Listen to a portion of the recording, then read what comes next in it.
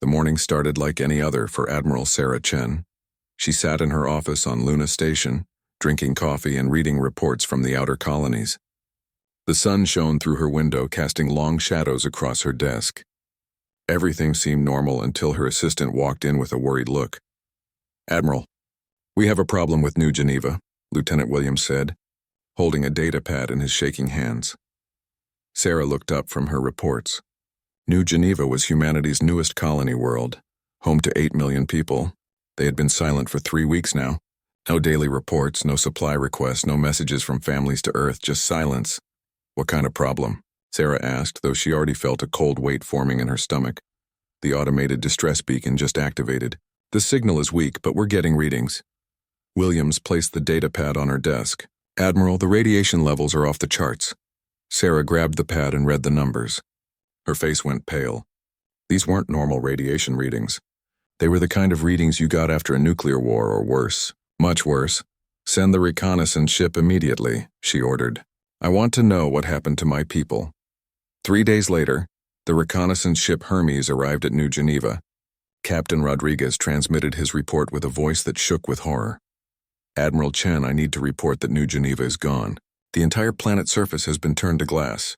The cities, the farms, the forest, everything is melted. There are no signs of life anywhere." Sarah closed her eyes and felt the world spin around her. 8 million people gone, just like that. "What about the orbital stations?" she asked, hoping against hope. "Destroyed.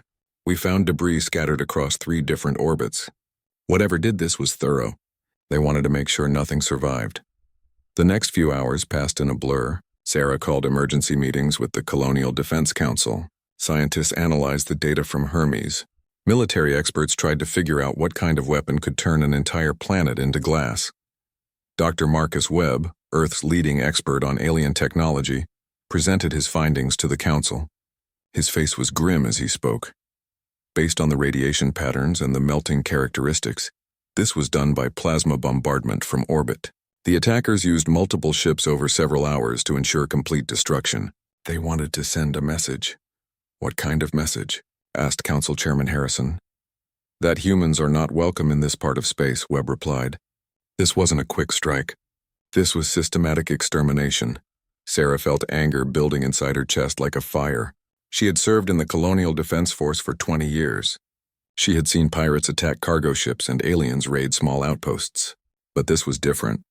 This was murder on a scale that took her breath away. "Do we know who did this?" she asked. "We're analyzing the weapon signatures now," Webb said. "But whoever they are, they have technology far beyond what we've seen before." Over the next few days, more information came in. Long-range sensors detected alien ship movements near New Geneva's system. The attackers had stayed long enough to make sure their work was complete, then disappeared into deep space. Sarah spent sleepless nights in her office, staring at photos of New Geneva before the attack. Beautiful cities with parks and schools, farms that fed millions, happy families building new lives on a world far from Earth, all gone now, turned to radioactive glass. The breakthrough came on the 5th day. A deep space monitoring station picked up alien communications. The signals were encoded, but human computers were getting better at breaking alien codes.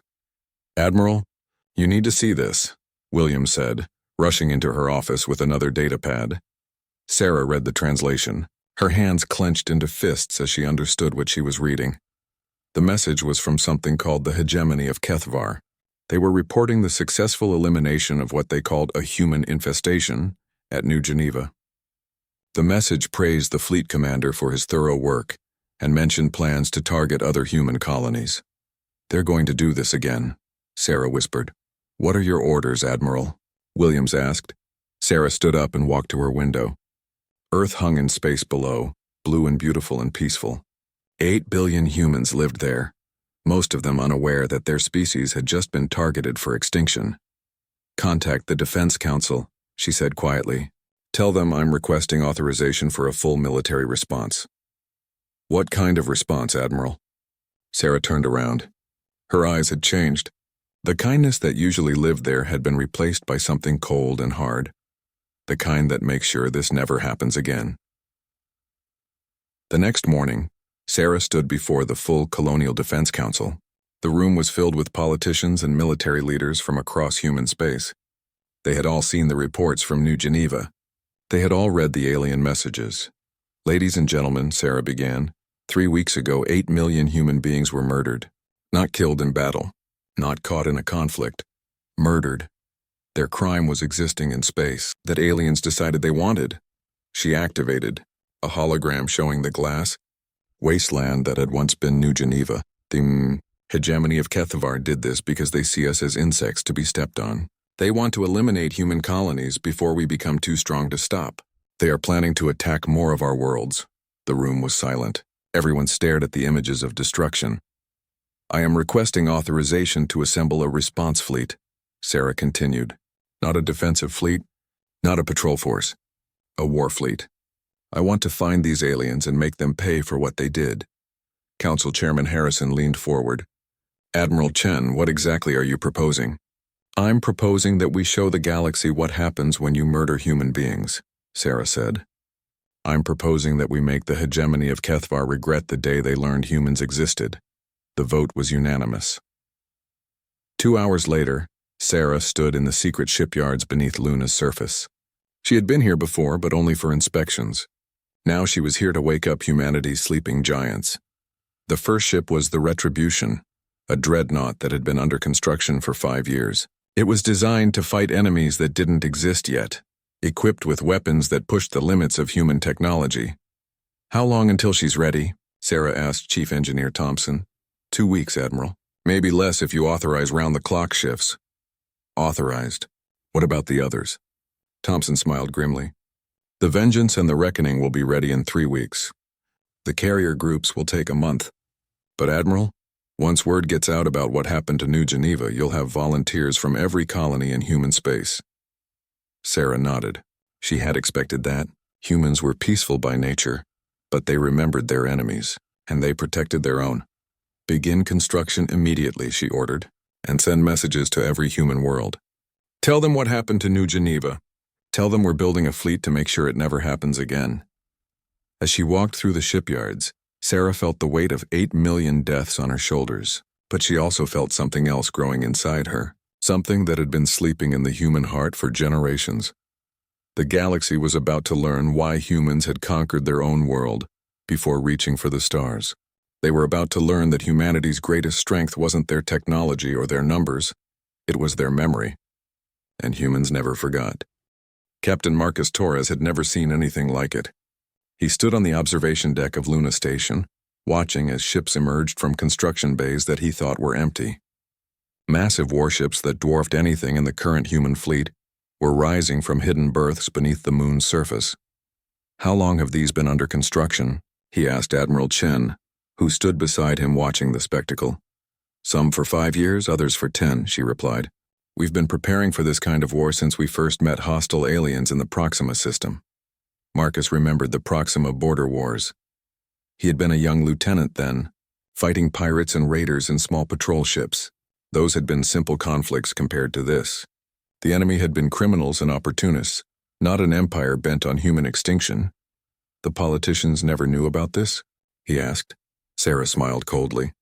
"The politicians authorized the budget. They just thought we were building research stations and mining equipment.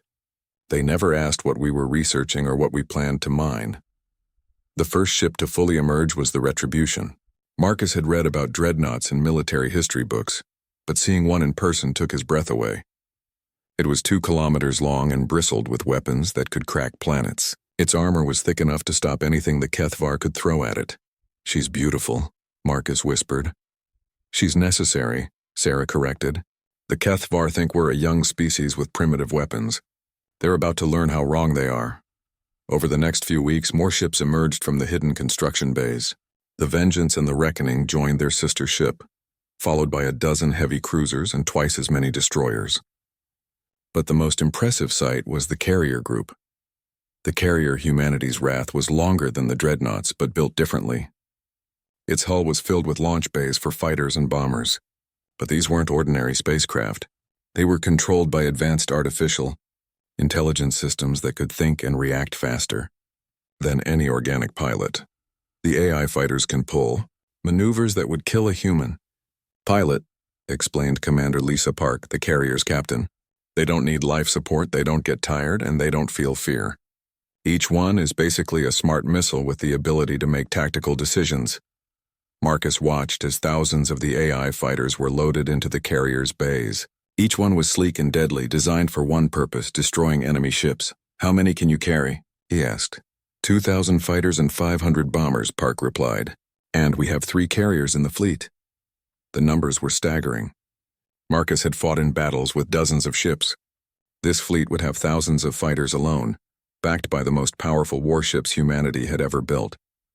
But ships were only part of the story. The real surprise came when Marcus was invited to tour the weapons research facility beneath Mars. Dr. Elena Vasquez led him through laboratories filled with scientists working on projects that seemed impossible. In one room, researchers were testing ammunition that could punch through any known armor. In another, they were perfecting energy weapons that could disable entire ship systems. "This is our latest development," Dr. Vasquez said, stopping before a sealed chamber. Inside, Marcus could see a device that looked like a metal sphere covered in complex circuits. "What does it do?" he asked. "It's a quantum disruption bomb. When it detonates, it tears apart the bonds that hold matter together. A single bomb can destroy a ship the size of a dreadnought." Marcus stared at the weapon. "How many do we have?" "Enough," she replied. "The Kethvar wanted to exterminate us. We're going to show them what extermination really looks like." Meanwhile, Admiral Chen was dealing with the political side of the war effort. Messages were flooding in from human colonies across space. Every world wanted to contribute ships, supplies, or personnel to the Vengeance fleet. "The Mars shipyards are offering to convert their cargo haulers into support vessels," reported Lieutenant Williams. "The Tau Ceti colonies are sending their entire defense fleet to join us. Even the mining stations in the asteroid belt want to help." Sarah nodded as she reviewed the offers. Humanity might be scattered across hundreds of worlds, but when threatened, they came together like no other species in the galaxy. "What about intelligence?" she asked. "Do we know more about the Kethvar?" "Yes, Admiral. Our deep space listening posts have been intercepting their communications for weeks now." Williams activated a hologram showing the known Kethvar territory. It was vast, covering dozens of star systems with hundreds of worlds. "They're a military empire," he continued. "Every aspect of their society is focused on conquest and expansion. They've been wiping out younger species for thousands of years." "What about their military capabilities?" "Their ships are heavily armed but not very maneuverable. They rely on massive fleets and overwhelming firepower. They're used to fighting enemies who huddle around their homeworlds and wait to be attacked." Sarah studied the tactical data. The Kethvar fought like bullies, using their superior numbers to crush weaker opponents. They had never faced an enemy that could fight back on equal terms. "They're about to get a very unpleasant surprise," she said. The breakthrough in intelligence came when human cryptographers finally cracked the Kethvar's command codes. Suddenly, Earth's intelligence network could read their military communications in real time. "Admiral, you need to hear this," Williams said, rushing into her office with a recording. The alien voices were translated by computer, but the meaning was clear.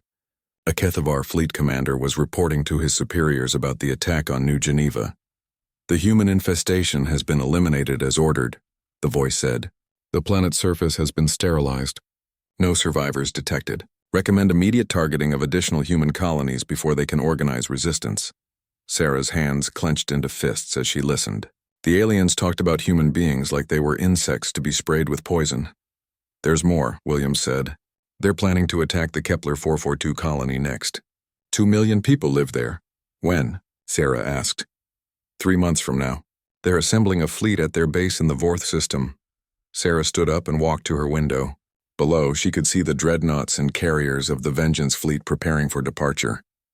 The ships were loaded with weapons, supplies, and 30,000 of the best soldiers and sailors humanity had ever produced. "Send a message to all fleet commanders," she ordered. "We launch in 48 hours. "What are our orders, Admiral?" Sarah turned around. Her eyes held the cold fire that had been growing since New Geneva's destruction. "We're going to teach the hegemony of Kethvar, the most important lesson in human history," she said. "When you murder human beings, humans come looking for you. And we never stop hunting until we find you." The next day, Captain Torres received his assignment. He would command the heavy cruiser Defiance as part of the fleet's advance force. His job was to scout ahead and identify Kethvar positions for the main fleet to attack. Remember, Admiral Chen told the assembled captains. "We're not just fighting for revenge. We're fighting to ensure that no other species ever thinks they can exterminate human beings. Every Kethavar ship we destroy, every base we eliminate sends a message to the galaxy." "What message is that, Admiral?" asked Captain Park. "That humanity remembers its dead, and that we protect our own." As the fleet prepared to depart, Marcus stood on his bridge and thought about the 8 million people who had died on New Geneva. They had been farmers and teachers, engineers and artists. They had been building a new world far from Earth, reaching for the stars with hope in their hearts. Now they were gone, turned to shadows, burned into glass. But their deaths would not be meaningless. The galaxy was about to learn that humanity's capacity for creation was matched only by their capacity for righteous fury. The Vengeance fleet launched on schedule, disappearing into hyperspace toward Kethavar territory. Behind them, Earth shipyards continued working around the clock, building more ships for the war that was coming. The hegemony of Kethavar had started this conflict when they decided to murder 8 million human beings. But humanity would finish it, and when they did, the galaxy would understand why humans had become the dominant species on their own world before reaching for the stars. They remembered their enemies, and they never forgave.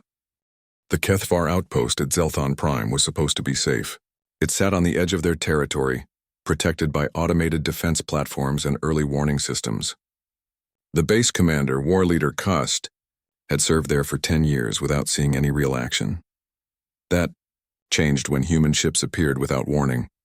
Captain Torres watched from the bridge of the Defiance as his strike force emerged from hyperspace. 3 heavy cruisers, 6 destroyers, and a cloud of AI fighters materialized around the Kethavar base like ghosts becoming solid. "Target their communication array first," he ordered. "I don't want them sending distress calls." The Defiance's main gun spoke with thunder that could be felt through the ship's hull. The Kethavar communication tower vanished in a ball of plasma. Before the aliens could react, human fighters were swarming their defense platforms. "Sir, the AI fighters report all defensive positions neutralized," reported Lieutenant Chen, his tactical officer.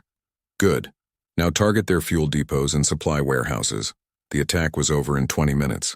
The Kethavar base was burning wreckage, its supplies destroyed and its garrison dead. But Torres wasn't finished. "Launch the message drone," he ordered. The small probe flew toward the planet's surface, broadcasting its signal on all Kethavar frequencies. The message was simple. "This is for New Geneva. More will follow." Then the human ships vanished back into hyperspace, leaving only destruction behind. Admiral Chen watched the reports come in from across Kethavar space. Her strategy was working perfectly. Instead of charging straight toward their homeworld, the human fleet was cutting them apart piece by piece. "Zelthon Prime is confirmed destroyed," reported Lieutenant Williams. "Captain Park's carrier group eliminated the supply depot at Zerion Station. Commander Harrison's destroyers hit 3 mining colonies in the Belfast system." "What about casualties?" Sarah asked. "Minimal on our side. The Kethavar weren't prepared for this kind of warfare. They expected us to gather our ships around Earth and wait for them to attack." Sarah nodded. "The aliens were used to fighting defensive species that tried to protect their homeworlds. They had never faced an enemy that hunted them across space. What's their response been? Panic mostly. We're intercepting communications from their military command. They're trying to recall fleets from their frontier to protect their core systems. But every time they move ships to defend one area, we hit them somewhere else." The human strategy was simple but devastating. Instead of fighting fair battles where numbers mattered, they struck fast and hard, then disappeared before the enemy could respond. They targeted fuel depots, supply bases, and communication relays. Without these, even the most powerful Kethavar fleets became useless.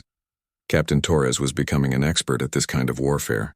His ship and crew had destroyed 6 Kethavar installations in 2 weeks. Each attack was planned carefully and executed with precision. "Sir, we're approaching the Mithros system," reported his navigator. "Long-range sensors show a Kethavar patrol squadron." Torres studied the tactical display. 3 enemy ships, probably investigating reports of human attacks in nearby systems. "How many ships?" he asked. 3 heavy cruisers, sir. About the same size as ours." "Good. Let's give them a fair fight." The Defiance and her 2 escort destroyers dropped out of hyperspace right in the middle of the Kethavar patrol. The aliens were caught completely off guard. Their ships were spread out, scanning for signs of human activity. "Target the lead ship," Torres ordered. "Full power to weapons. The battle was brief and one-sided. The human ships had better technology and better training. More importantly, they had something the Kethavar lacked: motivation born from righteous anger. "Enemy ships destroyed, sir," reported the tactical officer. "No survivors detected. Launch the message drone and let's go. There will be Kethavar reinforcements here soon." As his ship jumped back into hyperspace, Taurus thought about the message they were sending with each victory. The Kethavar had thought humans were weak and easily frightened. They were learning that humans were neither. The psychological impact of the attacks was even more important than the military damage. Kethavar commanders began to doubt their own intelligence reports. How could a young species fight with such skill and technology? How could they appear anywhere in Kethavar space without warning? War Commander Drex stared at the reports flooding his command center.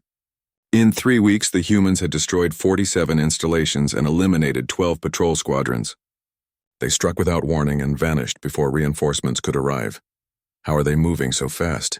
he demanded of his intelligence officer. "Unknown, War Commander. Their hyperspace technology appears more advanced than our estimates suggested." "What about their numbers? How many ships do they have?" "Intelligence is uncertain. They never attack with more than a few ships at a time, but they're hitting us across hundreds of systems simultaneously." Drex felt a chill run down his spine. If the humans could strike anywhere at any time, how could the hegemony defend itself? "Recall all frontier fleets," he ordered. "Pull them back to defend our core systems." "War Commander, that will leave our outer colonies undefended." "The outer colonies are already undefended," Drex replied grimly. "The humans are proving that every day." Admiral Chen smiled as she read the intercepted Kethavar communications. The enemy was doing exactly what she wanted, pulling their forces back to protect their most important worlds. This left their supply lines and outer territories vulnerable to human attacks. "Phase 2 begins now," she announced to her command staff. "While they're worried about defending their core systems, we're going to cut off their ability to fight." The second phase of the human campaign was even more devastating than the first. Strike forces targeted the shipping lanes that kept the Kethavar Empire supplied. Cargo vessels carrying food, weapons, and fuel began disappearing. Trade routes that had operated safely for centuries became death traps. Captain Torres found himself hunting bigger prey. His strike force had been reinforced with more ships and given a new mission: destroy Kethavar fleet bases. "Sir, we're approaching the Kalthon Naval Station," reported his navigator. "It's their primary fleet base for this sector." Torres studied the intelligence reports. The base housed 60 Kethavar warships and served as a refueling point for their entire eastern fleet. Destroying it would cripple their ability to operate in this part of space. "How many ships are defending it?" he asked. 24, sir, plus orbital defense platforms," Torres smiled. In the old days, attacking a base like this would have been suicide. But the human fleet had new weapons and new tactics that the Kethavar couldn't match. "Signal the carrier group. Tell Captain Park we're ready to begin the attack." The assault on Kalthon Naval Station was the largest human operation yet. 300 AI fighters led the attack, swarming the Kethavar defenses like angry insects. Behind them came human cruisers and destroyers, their weapons charged and ready. The battle raged for 6 hours. Kethavar ships exploded in brilliant flashes as human weapons found their targets. Defense platforms were torn apart by waves of AI fighters that attacked with perfect coordination. When it was over, Kalthon Naval Station was a field of burning wreckage. 60 Kethavar warships had been destroyed along with their crews. The base's fuel stores were burning, sending columns of fire into space. "Damage report," Torres requested. 7 AI fighters lost, sir. Minor damage to 2 destroyers. No human casualties. Torres nodded with satisfaction. The Kethavar were learning the price of murdering human beings. But this was just the beginning. Across Kethavar space, similar scenes played out dozens of times. Human forces struck at military bases, supply depots, and communication centers. They moved like ghosts, appearing without warning and vanishing before the enemy could respond. The Kethavar military command was in chaos. Their carefully planned empire was falling apart as humans cut away its foundations. Fleets found themselves stranded without fuel. Colonies lost contact with their government. Trade routes became too dangerous to use. War Commander Drex stood before the hegemony's ruling council, trying to explain how a young species had brought their empire to its knees in just 2 months.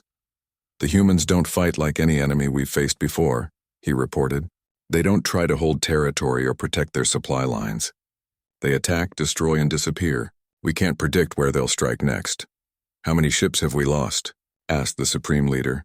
Over 400 warships and twice as many support vessels. Our eastern and southern fleets are combat ineffective. The northern fleet is trapped without fuel. What do you recommend? Drex hesitated. What he was about to suggest went against everything the hegemony had ever done. We should offer to negotiate, he said finally. The humans have proven they can destroy us if they choose to. Perhaps we can reach some kind of agreement. The council chamber erupted in angry voices. The Kethavar had never negotiated with inferior species. They conquered or they exterminated. The idea of treating humans as equals was almost unthinkable. But as reports continued to pour in of human victories across their empire, even the most stubborn council members began to understand the truth.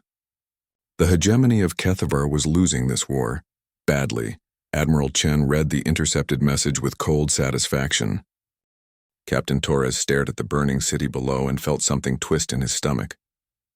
The Kethavar colony of Nethys had not been a military target. It was a civilian world with farms, schools, and families, but it was also a major food producer that fed their military forces. Sir, the orbital bombardment is complete, reported his weapons officer. Food processing centers and distribution hubs are destroyed. Through his ship's view screen, Torres could see alien families fleeing the burning structures. Children carried belongings while their parents looked back at homes they would never see again. It reminded him too much of what must have happened on New Geneva. Any military response? He asked. Negative, sir. No defense fleet, no weapons platforms. Just like intelligence reported. Torres nodded and tried to push down the uncomfortable feeling in his chest. The Kethavar had chosen to attack civilians first when they destroyed New Geneva. If they wanted to play by those rules, humanity would show them how it was done. Launch the message drone and prepare to jump, he ordered. As the Defiance left Nethys behind, Torres wondered if the people in those burning cities had families in the military. Did they even know what their government had done to human beings?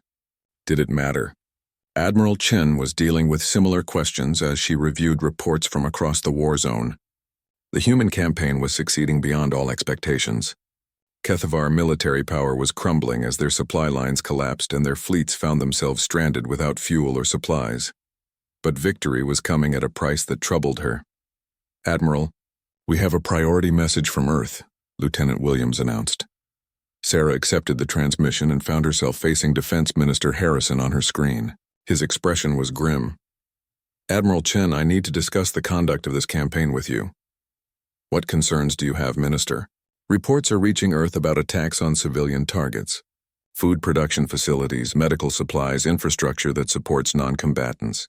The public is asking questions about the rules of engagement. Sarah felt anger flare in her chest. The Kethavar didn't worry about rules of engagement when they turned 8 million human beings into glass. They specifically targeted civilian populations. I understand your feelings, Admiral, but we have to consider how this campaign affects humanity's reputation in the galaxy. If we become known as a species that targets civilians, we may find ourselves isolated. The Kethavar Empire has been exterminating entire species for thousands of years, Sarah replied coldly. No one in the galaxy has lifted a finger to stop them. Maybe it's time someone did. That may be true, but we have to ask ourselves what kind of species we want to be when this war is over. Are we protectors or destroyers? The transmission ended, leaving Sarah alone with her thoughts. She understood the minister's concerns, but she also understood something he didn't. The galaxy was full of predators like the Kethavar. If humanity showed weakness now, they would invite future attacks. Captain Torres was facing his own moral crisis. His strike force had been ordered to attack the Kethavar logistics hub at Veltro Station. Intelligence indicated it was heavily defended and militarily important. But when they arrived, they found something unexpected.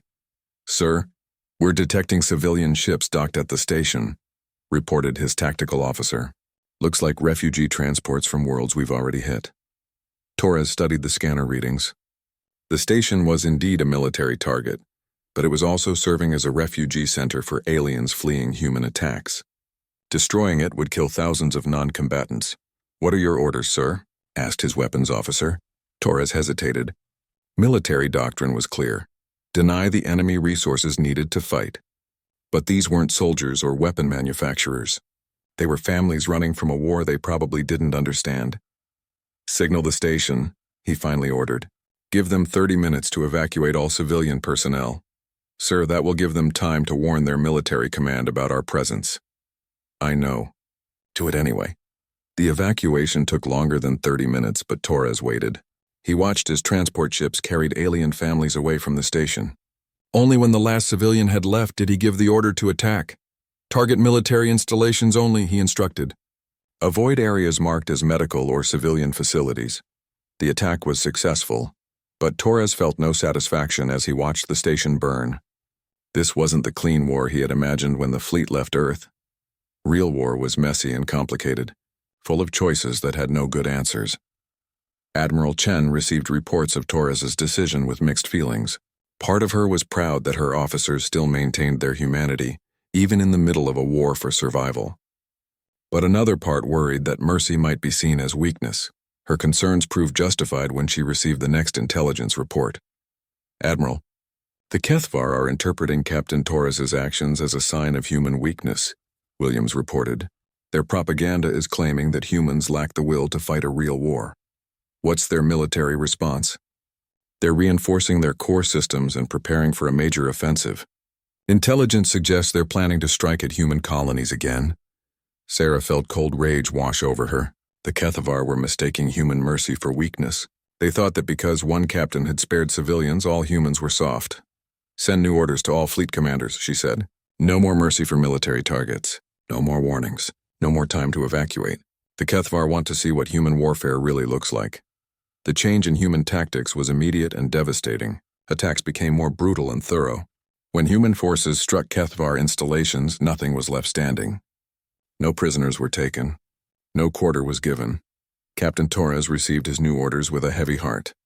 Part of him understood the necessity, but another part mourned the loss of humanity's moral high ground.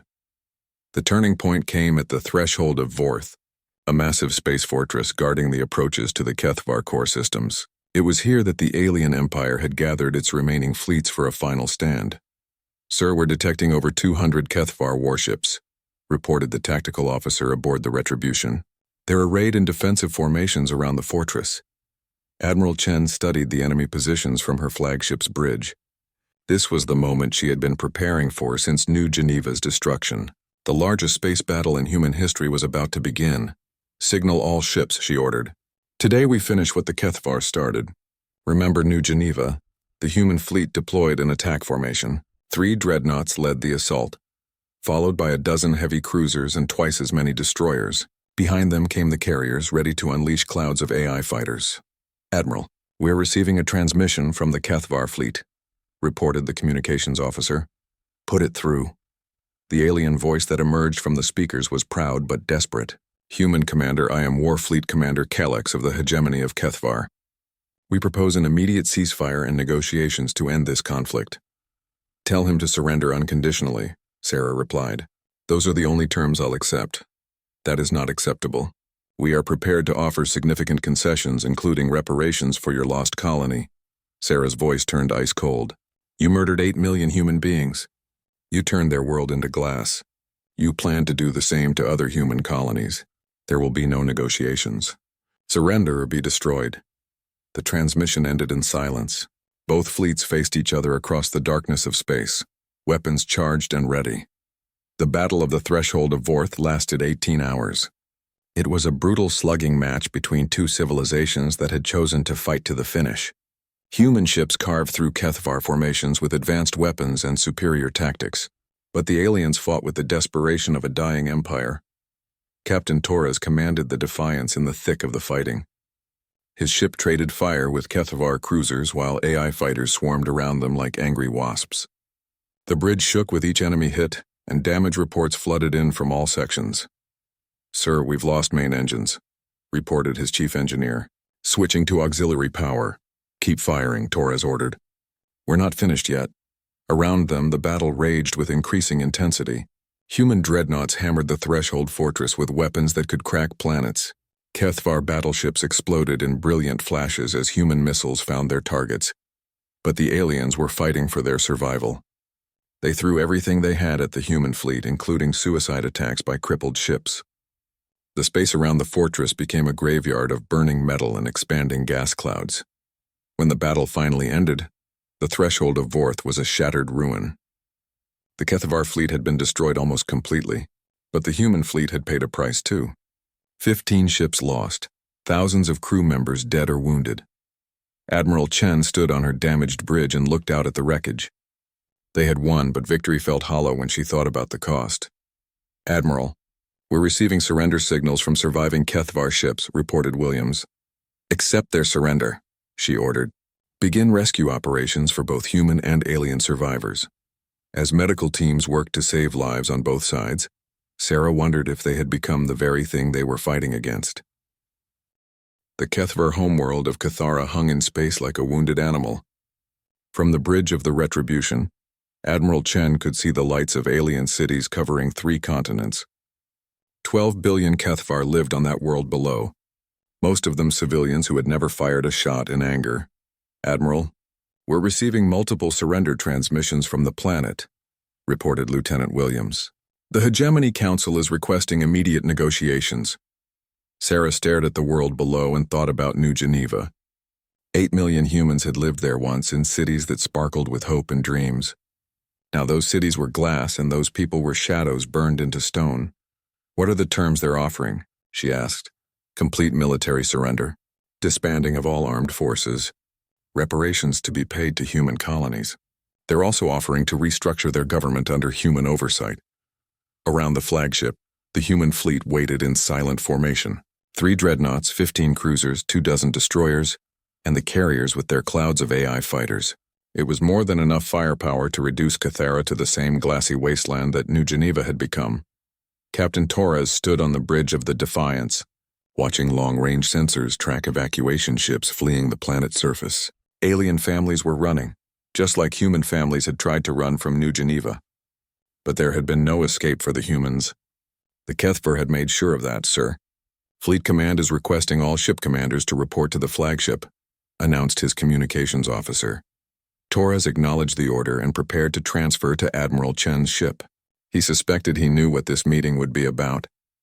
The question that had haunted the entire fleet since the Battle of the Threshold: how far were they willing to go for vengeance? The conference room aboard the Retribution was filled with grim-faced officers. These were the men and women who had led humanity's campaign of destruction across Kethavar space. They had burned alien worlds and shattered an empire that had stood for thousands of years. Admiral Chen looked around the table at faces she had known for decades. Good people who had been forced to make terrible choices in an impossible war. "The Kethavar are offering complete surrender," she began. "They want to negotiate terms for peace." "What kind of terms?" asked Captain Park from the carrier Humanity's Wrath. "Everything we could have asked for. Military disbandment, reparations, government restructuring. They're even offering to turn over their leadership for war crimes trials." The room was quiet for a long moment. Finally, Commander Harrison spoke up. "That's not enough for some people back home," he said. "I've been monitoring communications from Earth. There are those who want us to finish what the Kethavar started. Eye for an eye, world for world." Torres felt sick. "You're talking about genocide. 12 billion people live on that planet. 8 million people lived on New Geneva," Harrison replied coldly. "The Kethavar didn't seem to care about that number." "So we become like them?" Torres asked. "We turn into the very thing we're fighting against?" "We become the thing that ensures this never happens again," Harrison answered. Admiral Chen listened to the debate with a heavy heart. She had spent months planning this campaign, dreaming of the moment when she would stand over the defeated Kethavar homeworld. But now that the moment had arrived, she found herself thinking about consequences that stretched far beyond this war. "What are our orders from Earth?" asked Captain Park. Sarah hesitated. The orders from the Defense Council were clear but contradictory. Achieve complete victory over the Kethavar, ensure they could never threaten human colonies again, but also maintain humanity's reputation as a civilized species. "Earth is leaving the final decision to us," she said finally. "They trust our judgment in the field." It wasn't entirely true, but it was close enough. The politicians back home wanted the Kethavar defeated, but didn't want to take responsibility for how it was done. "Admiral, we have incoming transmissions from the planet," Williams announced over the intercom. "The Kethavar Council is requesting permission to send negotiators to our ship. Sarah looked around the table one more time. These officers had followed her across space, carrying out orders that had turned them from protectors into destroyers. Now they were asking her to make the choice that would define humanity's place in the galaxy. "Send a reply," she ordered. "Tell them we'll receive their negotiators in 2 hours." "And Williams?" "Yes, Admiral." "Contact Captain Torres. Have him prepare a security detail for the meeting." As the other officers filed out of the conference room, Torres remained behind. "Admiral, what are you planning?" he asked. Sarah walked to the viewport and looked down at the alien world. Cities stretched across continents connected by networks of roads and railways. It was a living world, full of individuals with their own hopes and dreams. Just like New Geneva had been. "I'm planning to end this war," she said quietly. "The question is how." 2 hours later, the Kethvar negotiators materialized in the Retribution's transporter room. There were 3 of them, led by an elderly alien who introduced himself as Supreme Counselor Vex. "Admiral Chen," he said in heavily accented English. "I thank you for agreeing to meet with us." Sarah studied the alien leader. He was old and tired, his scales dulled with age and stress. This was not the proud conqueror who had ordered the destruction of New Geneva. This was a defeated enemy begging for mercy. "Speak," she said simply. "The hegemony of Kethvar formally surrenders to the human military forces," Vex began.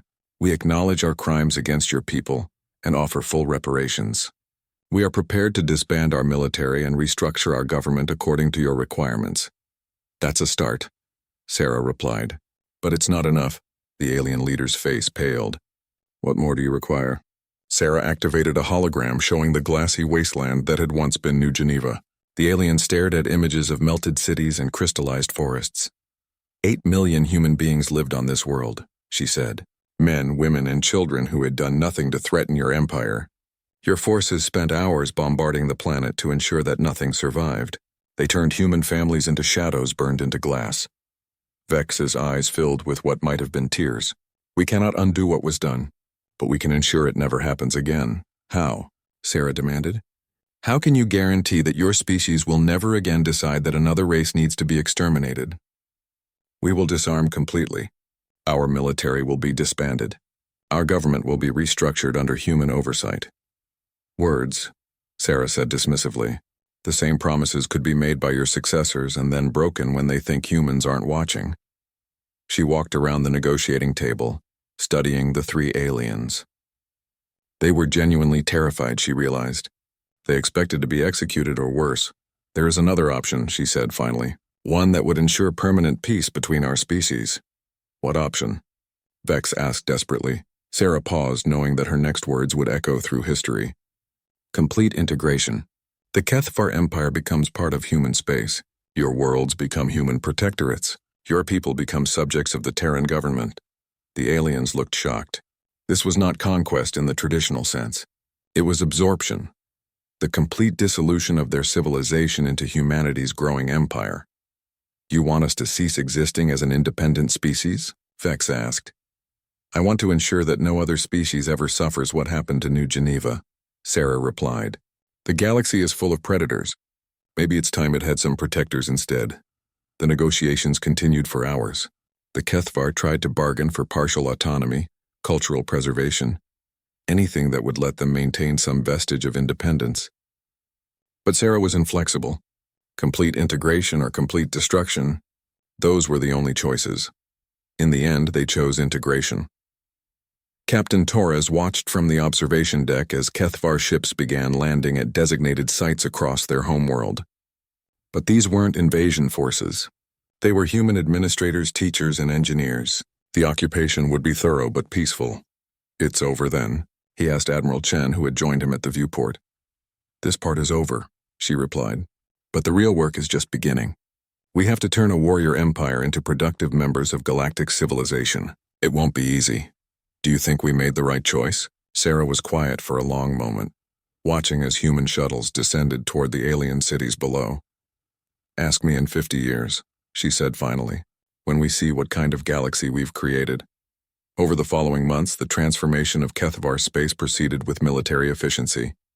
The alien fleet was dismantled, its weapons and technology studied by human scientists. HFY colonies were integrated into the human colonial administration. The warrior culture that had dominated their society for millennia was gradually replaced by human values of cooperation and peaceful development. It wasn't without resistance. Some HFY refused to accept the new order and had to be dealt with by human security forces. Others tried to flee to unexplored space, only to be hunted down by the same ships that had destroyed their empire.